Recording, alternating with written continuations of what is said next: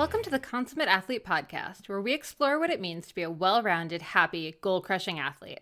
Every week, myself, sports journalist Molly Herford, and cycling coach and kinesiologist Peter Glassford interview experts and chat through all of your training questions. We're excited to have you along for the ride. Hello. Welcome back to the Consummate Athlete podcast. Peter, how's it going? It's going well. Yeah, I'm excited. Today's podcast is sort of in line. I was just sort of getting my gravel set up ready for racing this year. I'm going to do a bunch of gravel races, so I'm trying to, research all my aero helmets and tire plugs and tire inserts and which tires are fast. So yeah, this has been an expensive sounding week as you've been showing me links. I'm not going to lie here. Well, you got to buy your speed, Uh-huh.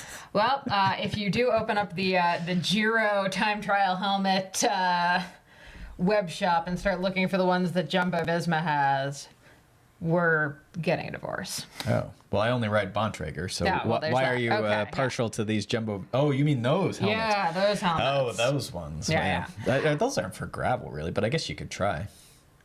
Sorry, it's like Visma Lisa Bike. I am never going to get used to these like new name changes for all of the different road teams. It's very difficult. Visma Lisa Bikes, ridiculous time trial helmet is what I'm talking about. Okay. But that is not what we are talking about today. We are talking about all things gravel. And if you are racing gravel and you are currently not using a gravel training plan, we definitely have quite a few of those over in Peter's Training Peaks. We also have custom made for you gravel training plans you can get. All kinds of fun stuff. You can check that out over at consummateathlete.com. We'll also just include some links in the show notes if you are gravel curious but are getting a little stressed about being prepared for it. We'll have all of those links. Peter actually just helped me put together a gravel training plan over at bicycling.com as well. So if you're a bicycling subscriber, you can get a free 12-week training plan over there. It was a good one, actually. I liked building that one, and it was, there was someone who was more beginner gravel getting ready for a 50 or 75 mile, Fondo gravel sort of event. So first 50 miler, you might call it. But it was a fun one to build. So you can access there over in the bicycling if you have that subscription as well. Yeah. But today's guest, we have Ben Delaney, who you might recall from, pretty much every cycling publication ever for the last couple decades. I've crossed paths so many times throughout the years, but he now is host of a YouTube channel, The Ride with Ben Delaney, and he is all things gravel. And I've been impressed. You've mentioned this to a few people, and he's well known. It seems like people follow this show. Yeah. So why do people follow this show? Well, he's actually kind of figured out a really cool niche in gravel where he's testing gravel bikes and gravel equipment and stuff, but he's doing it at races. So he's also then providing all this like race content and not race coverage of the pros or anything, more like here's the experience of the race as a pretty fast guy, but like still just a guy riding the race, not necessarily the, front of the pack kind of stuff. Sure. So I think it's super interesting. And I think that's a really good way of really testing out bikes is more of this, like, how does this actually handle in a race situation? So it's cool. So he goes with like these tires and this frame or whatever. And then he's at this race though. So you sort of can get like preview of the race, but also a bit of like tire bike tech. Yeah. So whether you're kind of into looking for what your next gravel event's going to be and you're kind of like, oh, what's interesting right now? Or you're looking for what my next bike is going to be, it's all kind of there. So yeah, that's great. And I try and encourage clients to always go in and look. We actually spent a bunch of our lazy time after your 20 mile. I also did a longer bike ride, but your 20 mile, we'll say you were the tired one, not me. We spent our lazy recovery time on the weekend here watching the Call of a Lifetime. There we go, thank you. Which we had Shannon on, who the director of that series, and it was great. But I sent it after watching it to a few clients who are doing Sea Otter, the Fuego, and then also the Leadville, and then also the Big Sugar. It's just great. And Unbound. Great. These video, which I'm sure Ben's are fantastic too, is just to see the event and the terrain and get a feeling for like what are the roads like, what is the like environment like. Something like Leadville is so overwhelming. You're just in the middle of nowhere and at the top of a mountain. So these YouTube things are just such great preparation tools that I really encourage athletes to use. So Ben sounds like one that I'm going to have to go deeper on here to find all these race previews. Yeah, for sure. And this episode we talk about kind of all things gravel, like what's new and interesting in gravel tech? What would you look for in a gravel bike right now? Which components would you go for? What's sort of I kind of tried to like pry a little bit on what's the lowest you would go on a group set, or like the cheapest you would go on a group set, or flip side, what's the most expensive you would go on a group set. So really kind of pushed him on a lot of that stuff, a bit about the gravel tech, a bit about what gravel races are looking cool this year, what's exciting, just sort of what he's learned over the years kind of doing this, because he's been, he's like me, he was sort of in more of the cyclocross road space as gravel was coming up, and I think we both sort of scoffed a little bit about, oh, now we need a gravel bike, and now it's like, oh, it's almost flipped now. It's like, oh, now you need a cyclocross bike? Right. You can't just use your gravel bike to race cyclocross? Right. Yeah, that's funny. Yeah. Which is a little, now I feel old, but it's okay. It's okay. I still have a cyclocross bike. It's fine.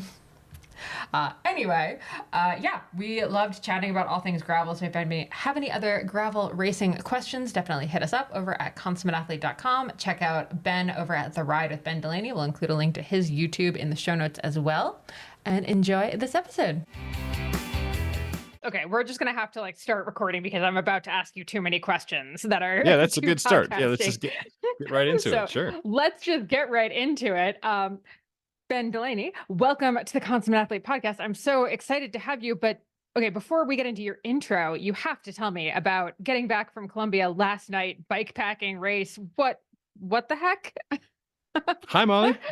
Buenos dias. Thanks for having me. Excited to chat. And yes, just got back late last night from Colombia, which was awesome. So it's hard to describe all the different things that it was briefly, but I'll try to do so. Was there for Transcordilleras, which is a bike packing gravel stage race. There are 3 formats going on simultaneously. There is a nonstop version, 1,000 kilometers, which a certain Lawrence Tyndam completed in 3 days. The distance is impressive. The amount of climbing is bonkers. There's not a flat foot of road in Colombia. So something like 66,000 feet of climbing, and rugged. Like he rode a mountain bike with drop bars on it. Did that in 3 days. Slept 7 hours total. So that's for the full crazy. For the mostly crazy, there's an 8-day version, stage race, point to point. You carry all your stuff, but you sleep in hotels, which is how I was interested in it, because I love the point to point concept. But my friend Betsy Welch talks about there being 2 kinds of cyclists, indoor dogs and outdoor dogs. She's an outdoor dog. She's comfortable sleeping outside. Like she'll go to Hawaii for a week and pack flip-flops and a swimsuit and a rain jacket and a credit card, and that's it. I'm an inside dog. I like to go out and play, but then come back inside and lay down on soft, squishy things. So Transcordilleras, you can lay down on soft, squishy things and take a shower at the end of the day and get breakfast in the hotels, but you're carrying all the rest of your stuff on your bike. I love that. I feel like, no, there's got to be a hybrid model, because I feel like I fall somewhere in between those 2 things, where I can do the outdoor dog thing for a certain amount of time, but then I need to come inside, as referenced by the fact that when we last talked, I was in a van, and now we're in a nice Airbnb. So... Yeah. Yeah, you were in a tent the last time we spoke. Yeah. Yeah, and then there was also a 3-day version, the Bambino version, which is what I did, and that was perfect. It left me wanting more. Some of my friends who did the 8-day were thoroughly cracked. I can imagine. Contemplating selling their bike, kind of cracked. So 3 days was fantastic. My first ever bike packing race. Okay. So it was a hoot. Nice. And was there anything that you learned from the stage racing bike packing experience that you would take into the next thing? Anything that you wished you had? Any things that you really wished you hadn't bothered bringing? I feel like bike packing is all about I wish I had this, and I really wish I wasn't carrying this. Yes, I think that's the fun, and I think every time you're going to be slapping your forehead. So like some of my friends who did the 8-day had puffy jackets with them for part of the time, and then it was over 100 degrees, and they put the puffy jackets in the mail and shipped them on to their final destination, because it seemed silly to be carrying a puffy jacket when they were just sweating their faces off. I had some pretty pedestrian screw ups, like putting my electronic charging cables for my GoPro and camera and bike computer, etc., in the same bag as my toiletries, and then the soap that I was using for washing body and clothes exploded all over said electronics. I was like, huh, that was an own goal right there, you know? Yep. Yep. um, That's, uh, yeah. I think that's a pretty common one, but also that's like one of those ones where you're like, a Ziploc baggie would have saved yeah, me here. yeah. Oh yeah, I put all the stuff. It's 2 Ziploc baggies. I had one Ziploc bag. I put all the stuff in one. That was dumb. I probably carried a little bit too much stuff, but also it depends on where you go. And one thing that I loved about being in Colombia was that it was kind of felt to me more like Europe, and that there's little shops everywhere. So in the US, if you go, even just like, I don't know what it is like where you are now, but even here in Colorado, we'll do a long ride on the weekend, and there is, a singular stop maybe that Hmm. you've got to hit, because otherwise there's nothing forever. They're And like that every place might be closed. Yeah. yeah, right. Yeah, so here, like every few K, there'd be a tiny little tienda you can pop in, get water, little snacks. So Oh, nice. Okay. Okay. very, So, very, very, very few people took hydration packs with them. And normally I bring a hydration pack to whatever gravel race I do, because I'm thinking like, must stay with the group, must go fast. And here I was like, you know what? I've never been to this country in my life. I might not ever be again. I should stop and smell the roses and buy the stuff in the stores. And that's what other people are doing anyhow, just because, again, of the redonkulous amount of climbing. Why lug all that water when you can stop once or twice or 3 times and hmm, top off? So yeah. yeah, Yeah. that was a hoot. That was a hoot. I had a blast. Okay. So would that be like a race you would recommend for people? Like, is that like a bucket list kind of item there? Absolutely. Absolutely bucket list. I love it. And we're going to have to come back to this hydration pack blazing through the aid stations commentary later, since we are getting Yes. into all things gravel. Yes.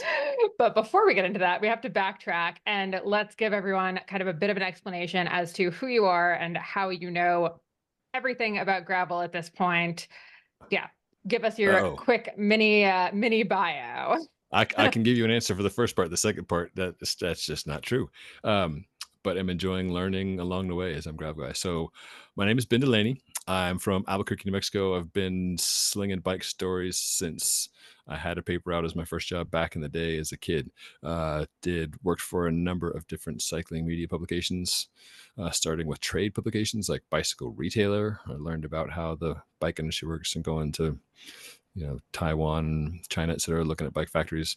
Worked for race publications. I was the editor in chief of Velo News for a number of years. Then I worked for gear pubs like Bike Radar. But a little over a year ago, I started a YouTube channel all about riding and focusing on gear reviews and gravel bikes and gear in particular. And I do those in events whenever possible, primarily because it's fun. But the straight face explanation I give as to why I do that is because it just adds context. Like a thing by itself is all fine and good, but we're interested in at least I'm interested in the act of writing more than the thing itself. Like we can all Mhm. dork out about, grams and technology and designs, but if we weren't writing them, I wouldn't care about that. Like there are some like engineer minded folks. That's not me at all.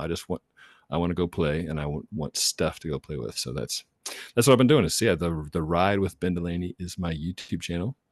And I've I really love been it. enjoying doing that, and the interaction with people is how I know all the things. I don't know all the things, but one thing I love, perhaps you share, of being a journalist, and I still like to claim that title, even though I get called an influencer more now, which makes me squirm.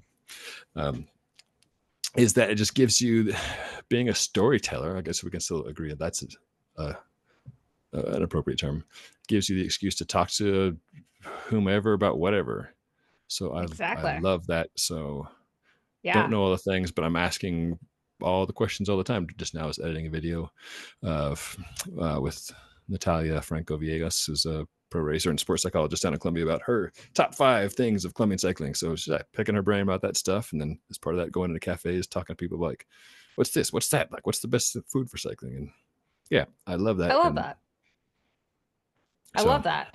And I think, well, it's funny. The journalist title is always like a difficult one because then it kind of implies written. But at this point, I feel like it's very hard to just be a journalist in solely written content anymore. So I kind of struggle with it too because I'm like, yes, journalism would be the main thing, but does that factor in podcasting and books and some video and like all this stuff? So I like Right. storyteller. That's where I've Yeah. fallen as well.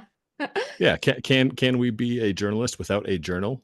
I've got a Yeah. piece of paper in my mom's house that says print journalism. That was my degree. And in Columbia, I found a typewriter. I thought that was funny. So I posed for some pictures with a typewriter. Like, when's the last time I did that? But Okay, this is amazing. So we're in Brevard, North Carolina right now, and I have had my eye on there's a billion antique stores here, and there is a 1940s typewriter in one of them, and it's been in the front window since we got here. And I am minutes away from buying it. I've like I walked think in, you should. I've pet the I think you keys, I've should. like it's broken, but I think I can fix it. So yeah, I think now that you said it, I'm like, okay, this is the universe's sign that I'm gonna buy this typewriter for myself. I think you should. I think you should. Your muse. Exactly. Exactly. Okay, so gravel racing. I mean, what was it about gravel that drew you to it for, starting this YouTube and really pushing your career in that direction? Because I mean, a lot of what you covered prior to this, was a lot of road, a lot of everything. But clearly this is like a niche that you have like fallen in love with. Yeah. Like a lot of things, I didn't understand it at first and made fun of it awkwardly, and then As we all did. found myself doing it. Um, I credit Nick Legan, the guy who literally wrote the book on gravel riding and racing, for that, because when we were working at Velo News together, he was out doing the race that's now called Unbound, came back from that with like a motion photo sequence showing us pictures, and like the more he would show us, the more he'd tell us, and he'd get excited. The more we'd be shaking our heads like, what are you talking about? That sounds terrible. 200 miles and you had to hide in a ditch because there's like a tornado blowing over. Like, why? What? I don't get it. But I've gone from that of shaking my head in disbelief to being one of these people who's a total evangelist for it, and other people are like, that's a crazy person. What is he doing? I'm like, come Yeah. on, you got to do this. Yeah. No, I Yeah, remember when I was at Cyclocross magazine, the first gravel bikes were getting launched. Like this is, a decade ago. And I remember, we kind of were making fun of them. We're like, oh, it's cyclocross bikes, but you've made them like slightly less racy. Like, what's the big deal? And now I'm like, right. that was the big deal. Yeah. Yeah. Yes. I think I love a few things about it. One is having a bike you can ride kind of wherever. Definitely works on road, works on some tame trails, but then it works to ride around places where there are fewer cars, which is an attractive thing. It can still have the social and this like athletic challenges of what I associate with road cycling, of group rides, riding with friends, and doing events. But yeah, it's just a pretty versatile thing, and the events feel, not that I've done a lot of running events, but the events feel much more approachable in terms of, my friend Leonard would talk about cyclocross having the right amount of anxiety. I was like, that's a silly thing to say. And I thought about it, like, oh, that actually makes sense. Like when you've got a gravel event on the calendar, it's daunting enough that you want to do some preparation for it. But if you show up and you're not as fit as you thought you might have wanted to be, it's fine. Like you're still going to do the thing and it'll be fine. And there'll be people around you some of the time and you'll be by yourself for part of the time. Whereas road cycling, it's so thinly sliced. You have to have a very specific type of fitness on a given day. And even just dumb luck, like the person in the break is having one experience, the person in the group is having another experience, and the person who got dropped and is wondering why they got up early to drive 2 hours to pay money to feel bad about themselves is having a very different experience. So gravel feels, the events, community, the word community gets thrown around a lot, and I think rightfully so, because that's like this event in Columbia in particular, like definitely left feeling like I had a whole bunch of new friends, which is not the case often when you leave a road race. You're like, I hate that person. That person tried to kill me. That guy is a moron. Yeah. I mean, not, and don't get me wrong. Like I love road cycling. That's, still a primary thing for me, but the difference is very pronounced, and some of like what can be negative about road cycling is much less pronounced. for Mm-hmm. gravel. So Yeah. for these reasons, and then the last one would be just like seeing to answer your question, just seeing what I hope is a business opportunity of doing gravel bike reviews on YouTube. And that, yes, there's the 800-pound gorilla GCN Global Cycling Network on YouTube, but they're not going to touch bike reviews with a 10-foot pole because that's not their business model. Their Right. business model is if the bikes there are paid for. It's product placement, which is absolutely fine. But Mm-hmm. yeah, what I've been doing is making this my business as a one-man band, having sponsors who are adjacent to bike stuff, such as Giro helmets, Castelli clothing, Silka, Mm-hmm. Feedback, First Endurance, and then Shimano shoes. So I don't cover those. I don't review things in those categories, but that leaves me wide open to do whatever I want, say whatever I want about the bikes and the rest of the gear. So Mm-hmm. I love it. I love it. Okay, so we've kind of like almost introduced the elephant into the room here, talking about the difference between road and gravel. And you mentioned the hydration packs. I didn't put this on the list of questions, but we have to get into it. I mean, is the spirit of gravel alive and well? Are the roadies ruining it? What's your stance, Ben? I love the drama. So I I like know. I'll lean into the fights of, is there even a spirit? Like how distilled is this spirit? Like who's in What possession of this proof? spirit? Yeah, what proof is this spirit? Um, yeah, I was at Steamboat Gravel when the one of the early Spirit of Gravel. Um, what's the word I'm looking for when it's like something's a big uh, to do dramatic thing. Um, Drama happened with Kerfuffle. a kerfuffle. Yeah, there's a spirit kerfuffle, a kerfuffle of the spirit. Uh, Lauren Decker Shinzo won in dominant fashion and took a water bottle from one of her male teammates. And that was a fun story to write. Like, as a journalist, as a storyteller, that was a fun thing. And that's what I love about the sport of gravel, the gear of gravel, the community of gravel, is that we don't know yet. It's still in its nascent days. It's still being defined as to what it is. And that's part of the fun.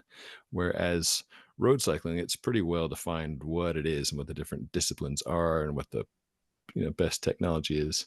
It's being Hmm. refined in a tiny way, but it's pretty, it's been around for a while. Um, yeah, I like that there is no set format for what gravel is, and that we can still argue about what it is and what it should be, whether that's gear or like how long the event should be. Should Hmm.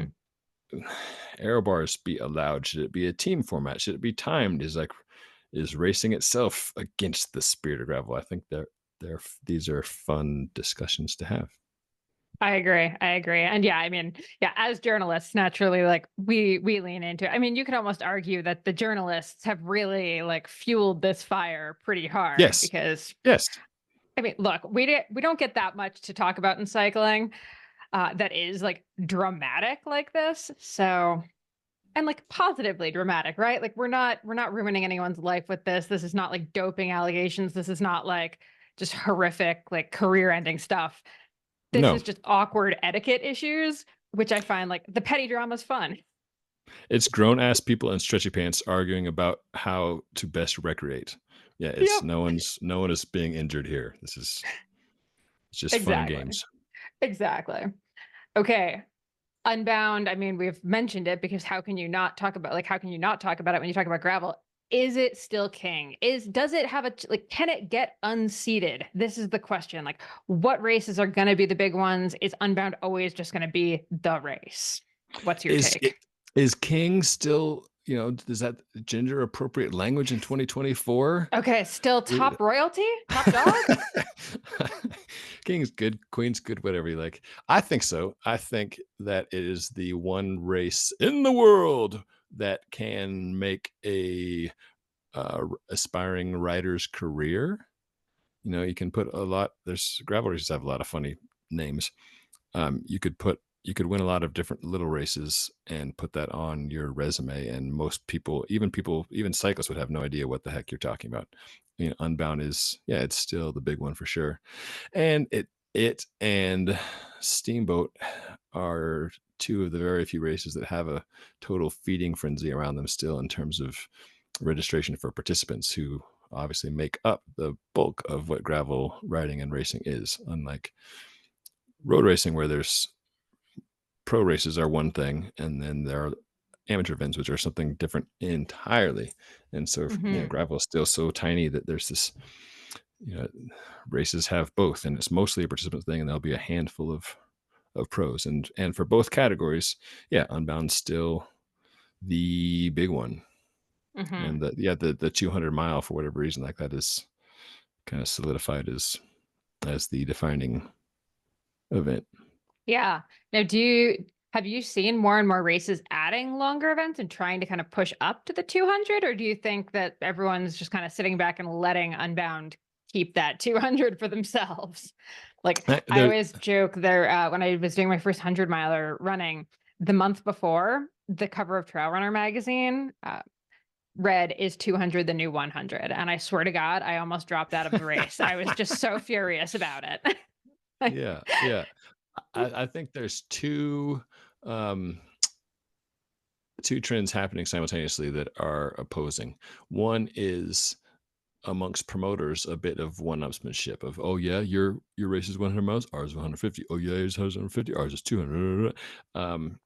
So there's that for sure. And especially with ultras, like nonstop ultras, uh, race promoters like journalists like a bit of hyperbole. The bestest, the biggest, the baddest, the scariest. Like that's a good tagline, and that can drive some registrations, and it's fun to brag about. So there's that. Also, if you look at race numbers in terms of registrations, it is never the longest event that has the most numbers. So Unbound, for instance, has everything from 25, 50, 100, 200, and then the XL, invite only XL 350 miles, which is, they're all nonstop. The 100 and maybe the 50 are the biggest ones by far in terms of race numbers. Same thing goes for Steamboat. Um, you look at most races where they offer different distances, which is a cool thing about gravel racing, is that you can pick whatever distance you want. It's not, okay, Molly, you're female of a certain age bracket. This is your category. Ben, you're male. You go in this other category over here. Hmm. Gravel, you just get to pick, like, yeah, I want to go for a big hairy challenge. Let's do the 200. Or you know what, like 50 is good and plenty. Um, Most people will pick the one of the middle distances because like that's can be plenty of challenge, but it just won't leave you waxed. And now that we have this huge proliferation of races, people want to do more of them. Um, so you can only do so many gigantic things in a year. Hmm. Yeah. Okay, so in your mind, what are some of the big ones that are like gonna be big or are currently big this year? Is it just the Lifetime Grand Prix, or are there other races and SBT obviously, but are there other races that are sort of seeming like they're getting more and more excitement around them? Sure. Well, looking at it with a the myopic North American lens, it's there's three big ones, four big ones. Sorry, yeah, the Lifetime Series for sure, um, Steamboat Gravel in Steamboat Springs, the Belgian Waffle Ride series, um, and then Mid South. Right. So in my mind, those are the four big ones. Um, with Steamboat and Mid South just being one day events and others having a bunch of more. I think what the big challenge for a lot of promoters is what makes gravel riding so exciting for participants is the grass is always greener. That's a big world. Let's go explore. Did this race. That was cool. What's the race in the next state over? What's around that bend? What's over there? Um, and some I've certainly heard from many of the Lifetime Grand Prix racers.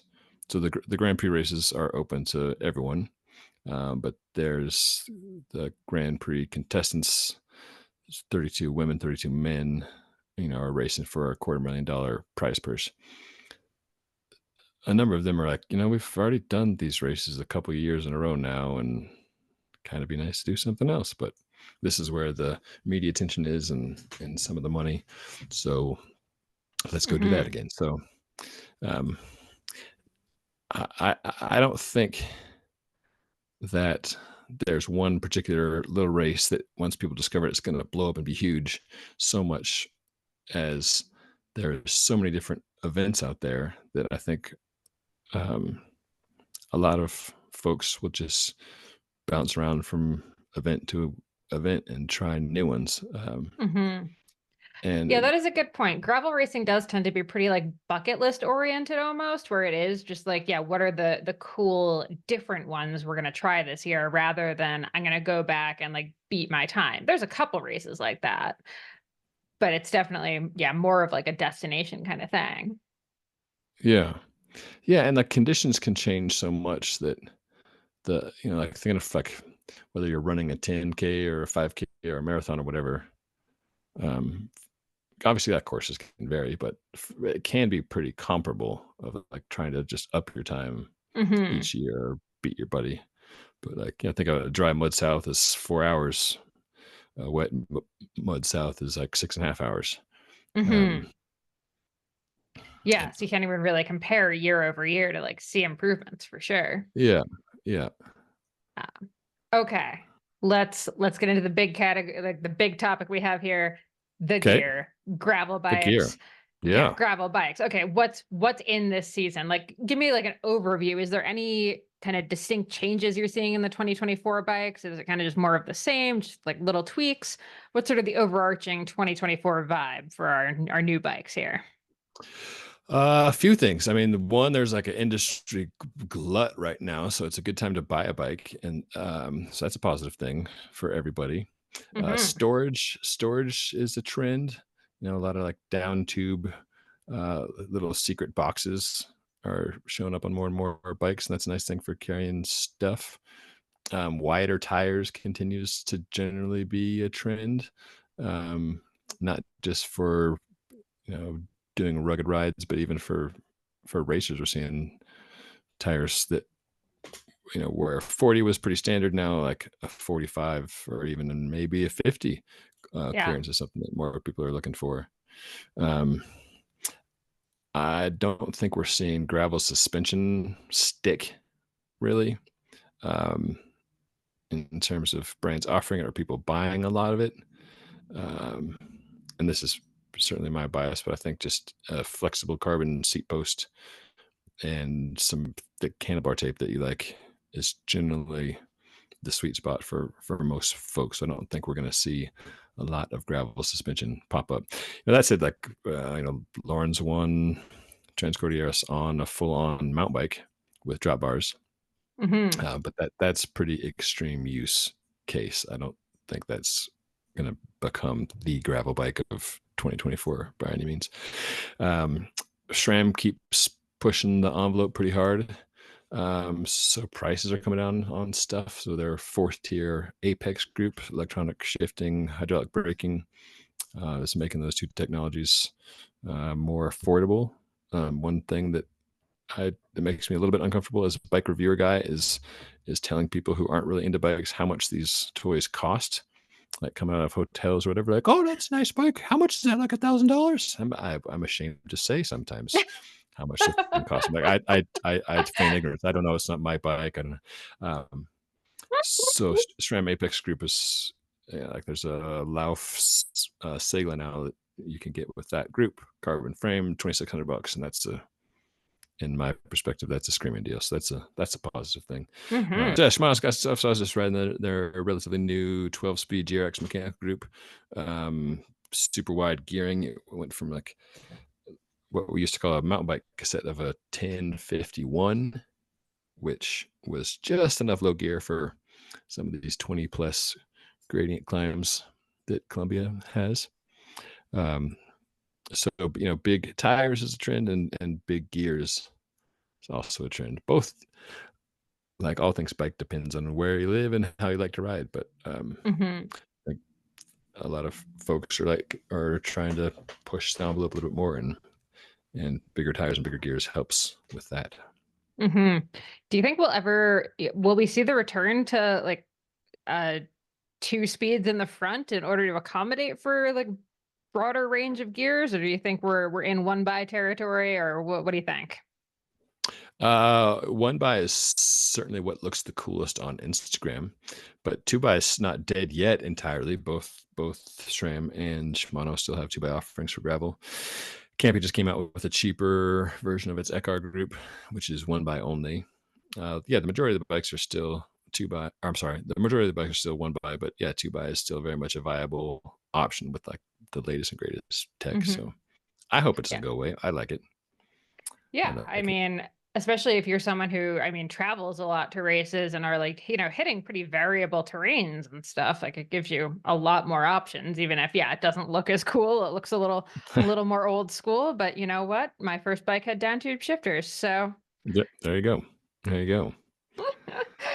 um, well, on that note, I mean, any tips for someone as far as like choosing gearing, especially now that we have so many direct to consumer bikes that people are buying online, just like any kind of like overarching thoughts about like how someone can look at a bike online and be like, that's the one I should get for where I live.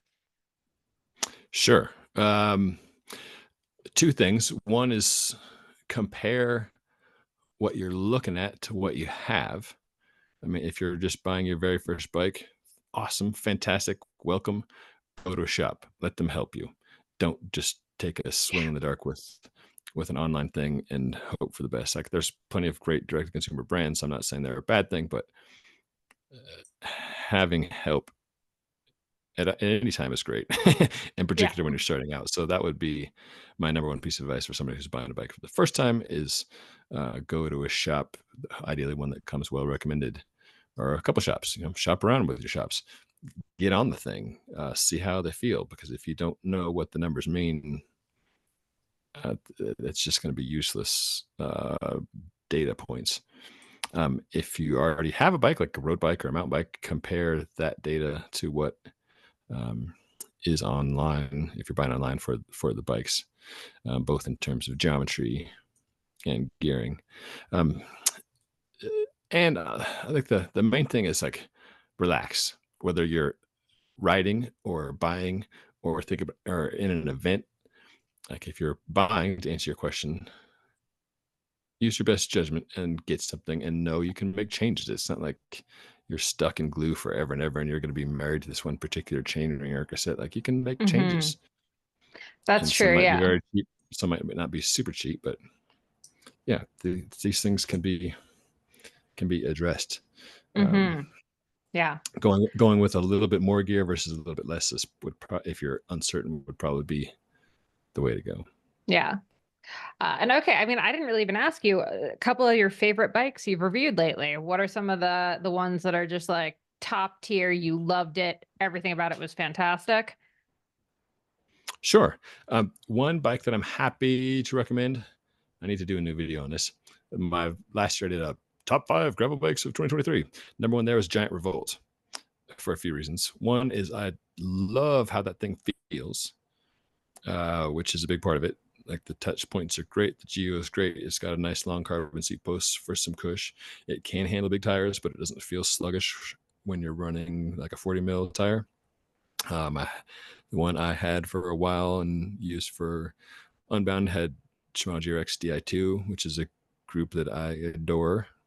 Um, and that bike comes, because it's from Giant, comes in a variety of price points. So you can get the Super Gucci version, Hmm. or you can get something for more like $1,000 or $2,000, and a lot of different options in between. So that's one I'm happy to endorse unilaterally. Um, and then others, it's sort of like beers. Like, what kind do you like? Do you like stouts? Do you like porters? Do you like saisons? Do you like a lager? Um, so yeah, that's probably the most common question I get. Hey, what bike should I get? Yeah. Followed by like, what tire should I get? Which to both I respond, well, what do you like? I don't. Hmm. um, Yeah. so Now, it depends. Not to duck out of that question too much, but yeah, it just depends on I what always people are joke looking for. if we have someone on and they don't say it depends at least once in the episode, I don't trust them. So So good job on that. You've earned my trust. Yeah. On the Yeah. I mean, note of, well, like, oh, sorry, go ahead. I'll just give you like another like little bit of answer. Like there's the tech part and then there's the emotional part. And I was lucky enough when in Colombia to ride a Scarab, which is made in Retiro, just southeast of Medellin, and went to the factory where they make the bikes and paint the bikes, just do gorgeous paint jobs, and hung out with the guys and gals who worked there for a few days, and having that connection to the people and the place has definitely transferred like an emotional attachment for me to this steel framed carbon fork bicycle that would have not existed before. And I think that's absolutely part of the equation too. Is like, how do you feel about the bike? You know, like literally how it feels to sit on the thing. You know, like if the saddle doesn't agree with you, it doesn't matter if you spent $10,000 on it. Like that's gonna suck. Like you have to like how it feels, and then you know, one knock against the Giant. Some people are like, well, I just don't like how it looks. It just kind of looks funny. Like you got to like how your toys look, and you know, liking how you emotionally feel about your favorite toy, recreational vehicle, therapy mechanism. That's absolutely important. So yeah, and I'm still drunk on the Kool-Aid of Columbia and Scarab. So that's one that's riding high on my list right now. Not for a technical reason. It's a steel bicycle, but for you know, emotional life experience attachment. So oh yeah, no, I those are my 100% two get answers for you. that. Yeah. As someone who still has their canty brake like titanium moots, because at the time it was like the smallest cyclocross bike that ever made. I'm very short. Like I will forever love that bike, and it's, you know, impossible to race it anymore because canty brakes, but I just deeply love that bike so much. Yeah, and it will last forever because they make quality Exactly. titanium machines. And sadly, they cannot retrofit it for disc brakes. I've checked. I've tried. I'm like, could you melt it down and just use the same exact titanium so it's still the same? They're like, no, we don't do that. That's ridiculous. You don't need brakes for cross. They just slow you down. Yeah, it's fine. All the canties do is just squeak to warn the person in front of you that you're about to hit them as you're sliding down the hill in the mud. Exactly. Yeah, we actually made for Consummate Athletes web shop. We have a canty brake shirt that has a picture of a canty brake and it says "Can't stop, didn't stop" for all the people that are still out there racing them. I like it. I was very proud of that one. Yeah. Okay, coming back to actually the note about the Giant and it coming in all these different tiers. If someone's buying a new bike, what is like the lowest level of group set you would go with? And I mean, I know it's, if you can't afford anything other than the cheapest one, then like that's absolutely the best one. But like for someone who's got a little bit of money saved up and, you know, they maybe can't go like super bougie, but they want to get something that's going to last. What's your sort of like lowest tier that you'd go for like good and durable? Yeah, again, like that totally depends on like Totally depends who it is. If at all possible, I would, you know, go with a bike shop bike, not a Walmart or a department store bike. Oh yeah.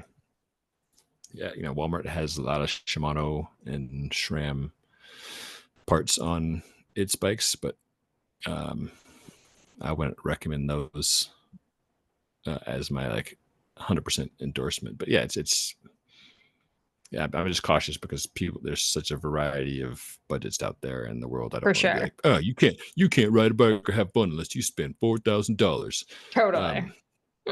So yeah, that's absolutely, and it depends one. That said, I'm excited to see both Shimano and SRAM, and now even Campy coming out with what I see as high quality modern parts at more realistic, attainable prices. So the Eckhart GT or SRAM's Apex or Shimano being such an engineer-led company, it's all letters and numbers and not words, but like their most affordable version of GRX. Those are absolutely good products in my experience. No, for sure. And I remember, I mean, you know, 15 years ago, it really was, if you were going like the lowest price option on, one of those Giants or whatever, yeah, the components weren't that good. But at this point, yeah, we've just come such a long way with components, I think, that even the cheaper models of them have just gotten like so much better. So yeah, those of us who've been buying bikes for a long time are like maybe more gun shy around the like low price ones, but they're probably a billion times better than what we were riding back in, 2008. For sure. For sure. And I mean, back then it was like the stuff will be heavier and wear out and not work as well immediately and wear out much more quickly. And Mm-hmm. now it's skewing more towards it's just extra weight. Like the Mm-hmm. trade-off is for uh, not spending as much money is it's just going to weigh a bit more. And that's certainly the case with electronic stuff. Is Mm-hmm. it's either very similar in the case of Shimano or almost identical in the case of SRAM electronic parts that you're getting, and then it's just more metal instead of carbon or fancy plastic. So it's just Mm-hmm. heavier. Yeah. Yeah. Okay. Outside of the bike, what are some of like the best accessories you've found for your gravel riding in the past year? Like, and this could be anything from hydration to helmets. I mean, I know you're obviously like working with some of these companies like Giro and stuff, but honestly, I love Giro. So hit me with good helmets, hit me with anything. What's great right Sure. now? What is great? Keeping the bike rolling is great. So tubeless tires are a thing of beauty. And sealant in said tubeless tires is a thing of beauty. And yeah, happy to have Silka support. So yeah, go buy lots of Silka sealant, and that will help you out. There's any type of sealant in tubeless tires is a great thing. Mm-hmm. And Have you there's learned any like hot really tips about setting up tubeless tires or like keeping them rolling? Because, I know a lot of people that get to races with sealant all in their bike bag, or they haven't actually added sealant to their bike or to their tires for, 3 years, and they're like confused why it's not sealing. sure, yeah. There's many ways to screw it up, and I've done all of them, often many times. I think that the main thing is practice, like ahead of the event. Yeah. Again, speaking of someone who has screwed that up multiple times, like figuring out how to put sealant in your tires. You shouldn't be doing that on race morning. Another thing I was going to list is Dynaplugs are these handy things that if plan A's don't get a flat, plan B is if there is a puncture, your sealant will take care of it. And then plan C, if you've got some sort of plug, whether it's like a Stan's Dart or Genuine Innovations bacon strips, or my favorite is Dynaplugs, you can jam that piece of vulcanized rubber in the tire, and that seals up the hole. And then you would just add a little bit of air with the CO2 cartridge or your pump, and instead of having to take off your wheel and take off the tire, and then there's goop going everywhere, you're just back up and rolling in a matter of seconds if you're super fast, or just a couple minutes. So those are and practicing your plugs outside of an event is definitely the way to go. As far as setting it up, just taking a minute to learn how to do it will go a long way. And getting the tire bead down in the well, the center channel of the wheel makes a huge difference. And if you're long time clincher user from road bikes, you might be wrestling with your tire a lot more than you need to just because you're doing it wrong. So yeah, go to the World Wide Web and spend 2 minutes looking at how to mount a tubeless tire, and be like, that might be an aha moment for you. Mm-hmm. I do. I love any talk of practicing before a race. I think is just so important because so many of us get in the race and it's the first time we've ever contended with a flat. Yeah, and then On you're that. and then you're flustered, so you're like not functioning at your peak to begin with. Yeah. So, Yeah. and some of it's like Exactly. the Donald Rumsfeld known unknowns and the unknown unknowns. Like you don't know what you're gonna have to deal with until you're there, and Mm-hmm. yeah, that goes back to my earlier point of like just relax. Yeah. Like yeah, you can sort it out. If you can't, there will probably be somebody willing to help you sort it out. Yeah. But Yeah. the more Exactly. the more you can practice ahead of time, the better. And that goes for like getting prepped for events too. Well, I'm that's what sure I was this going is to ask something you. next is, yeah, I mean, you've been doing all these different events, you're traveling all over, you're going to all these new ones that you've never been to before. So yeah, walk us through what like the best moves are for getting to the start line smoothly. It's doing dress rehearsals and practicing the duration or close to the duration and the terrain and the gear. Um, think about something like doing a triathlon that involves a lot of specialized gear. And if the first time you're getting on a TT bike with a disc wheel and a goofy helmet is the day of the race and there's 30-mile-an-hour gusts, like you're not going to be happy. You're going to be uh, wrestling with your bike more than just pedaling the bike. So yeah, Hmm. similar deal with gravel stuff. Of like get comfortable with your gear by using it, ideally on the terrain and over the type of duration that you're expecting to do, so that when it comes down to event day, you just can enjoy the um, like riding the momentum of the big groups and not trying to figure out how to do stuff. Hmm. Granted, some of the fun of events is going to new places and new terrain and new things, and if you can get there a day or two early, great. If not, like that's okay. Like, just enjoy it. Hmm. Yeah. I also find gravel events are sort of interesting because like road, cyclocross, mountain bike, you sort of know what you're getting into because most of them are, USA Cycling. So they all have like the schedule that they have to post. They have like the registration that's very like straightforward.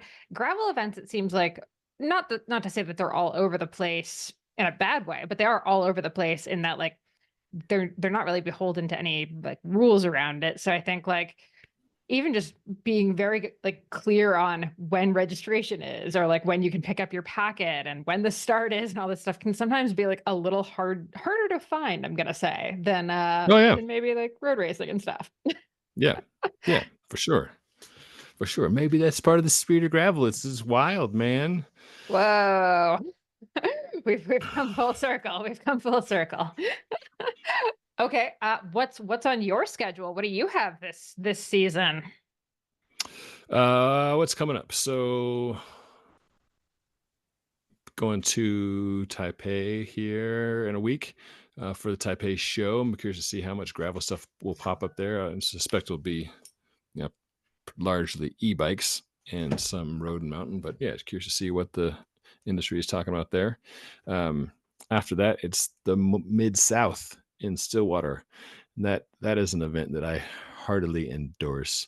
Have been going to that for a number of years, and I love the fact that it's like a 3.5 day community thing. Um, and that all gravel races, like we're talking about at the start, have the range of competers to completers, but most will skew kind of one way or the other. And Mid South does a great job of delivering what a lot of race promoters are talking about, that it's um, a big community gathering, and there's, I don't know, there's so many different rides before the race itself. Like Ripton's got a shakedown ride, and Chamois Butter's got a shakedown ride, and Zip and Shram have a ride, and there's um, a beer release party, and there's a music festival, and people go and enjoy hanging out riding bikes Hmm. ahead of the event itself. Yeah. Um, They're also one of the few events that puts on a run at the same time or like the same mm-hmm, weekend. And mm-hmm, I'm shocked that more gravel events haven't gotten on board with that because to me I'm like that's such an obvious moneymaker because like for Peter and I like he'd go ride he'd ride, I'd run. Like it'd be mm-hmm, so simple or I would do both, mm-hmm. Yeah, you can do the which double. is the You could plan for one of these years. you could do a 50K run on Friday on the rugged but beautiful clay roads, and then do a 100-mile ride the next day. Easy Knock peasy. yourself out. Yeah, so doing that, I'll do. I like doing a mix of the big ones and the small ones, and that's something I would recommend to folks. Not to do a ton of them. Like I'm definitely spoiled in many ways, but I'd recommend doing a large one or going to a large one. Like even if you're not gonna compete or complete it, like going to Unbound to volunteer or to support your buddies. That's uh, a great way to get a secondhand high and like appreciate the different facets of big gravel events because yeah, it's something and it's contagious. Um, Mm-hmm. and it's something that fundamentally you can't do by yourself. Like people like to complain about the cost of events, and like that's a real thing for sure. But events do provide a number of things that can only happen when somebody takes the time to organize a Yeah. bunch of us. And so going to a big one is cool. And so, like we talked about, like one of the lifetime ones, or Steamboat, or one of the Belgian waffle rides, um, Mm-hmm. or Mid South had put in like the big event bucket. Mm-hmm. Um, and then going to a little one, I think is also like in a place you've never been before. That's a great way to go experience a new place and see a new place and meet folks and have the fun to stress ratio be pretty high. Um, Mm-hmm. Okay, so you also have like a slightly high stress ratio one on your calendar. I happen to know because we both do a little bit of, or we've both been doing a little bit of stuff with Ingamba. You're yes, riding with you and Laurens are going to become like BFFs at this point. Yeah, I hope he's friendly to me because like his ability could very easily kill me through cycling. Yeah, we're gonna do. Yeah, this is a road thing. Riding the length of Portugal in 3 days. So normally Ngamba does this is a 7 day trip, which seems like the civilized way to do it. But this trip is 3 days, so it's like 120 to 50 miles a day, and I can't remember how many. I tried to blank out the amount of climbing. Probably a good Um, idea. Yeah. a lot of climbing, but just being spoiled absolutely rotten by the high-end luxury service that Ngamba provides of, Pinarello dogmas to ride that are taken care of by professional mechanics every day. And there's a masseuse, so you get a massage like you're a pro every day, and, absurdly good food and views. And so, yeah, that's going to be both a big challenge and a big treat. Yeah, so that's in Mm-hmm. April. That's in April. Yeah, so um, I should probably Busy, start training busy. for that. Yeah, Should I probably mean, start training. I think you kind of did in Colombia here. Although now that you have this new puppy, I feel like your training is going to go off a cliff. That's what happened to us. You're just so into the puppy that it's very hard to get your hours in. You're like, I just want to be. She's home. I should be back with her, especially when you're Mm-hmm. traveling a lot. Mm-hmm. So, may- Yeah. Be some you'll have to puppy set her up juggling. like yeah, like you'll have to set up like your trainer next to the couch so she can like sit on the couch with you while you ride. Or I could go full, Alexei Vermeulen style and get the little puppy pack. I'm actually just picturing you riding the trainer with the puppy pack though. Mm-hmm. So she's Mm-hmm. just on your back, like indoors. Yeah, or could do like, when our kids are grown now, but like we had the baby Bjorns, which is like the front swaddling Yep. uh thing. Yeah, maybe we could try that for this pup. Yeah, there you go. You've got it Great figured ideas. out. Perfect. Perfect. Okay, well, before we wrap up, tell everyone where they can find you, follow you, keep up with all of these adventures, all of the cool new gear you're checking out. The best way is on the YouTube. The channel is called The Ride with Ben Delaney. So just searching that, or just searching my name on YouTube, and a bunch of stretchy pants gravel videos will pop up. And yeah, I've absolutely enjoyed both the chats with people uh, on the platform, but then meeting folks in person. Like I was really surprised by how many people in Colombia um, had been following me. So that was a cool thing to see, and definitely different than my many years of being a faceless byline for magazines and websites. So it was kind of a funny thing. But yeah, there's the community aspect of going new places, trying new things, and meeting new folks. That's something that is definitely part of the magic formula for me and others with gravel cycling. Oh, I love it. Well, thank you so much, Ben. This has been such a blast as always. Great to chat with you and talk about all this fun stuff. My pleasure. Thank you so much for having me. Thanks so much for tuning in to the Consummate Athlete podcast. If you want to hear more training, racing, and endurance sport advice, make sure you subscribe to the podcast and leave us a rating and review. You can also subscribe to our newsletter at consummateathlete.com for a weekly dose of inspiration and advice straight to your inbox.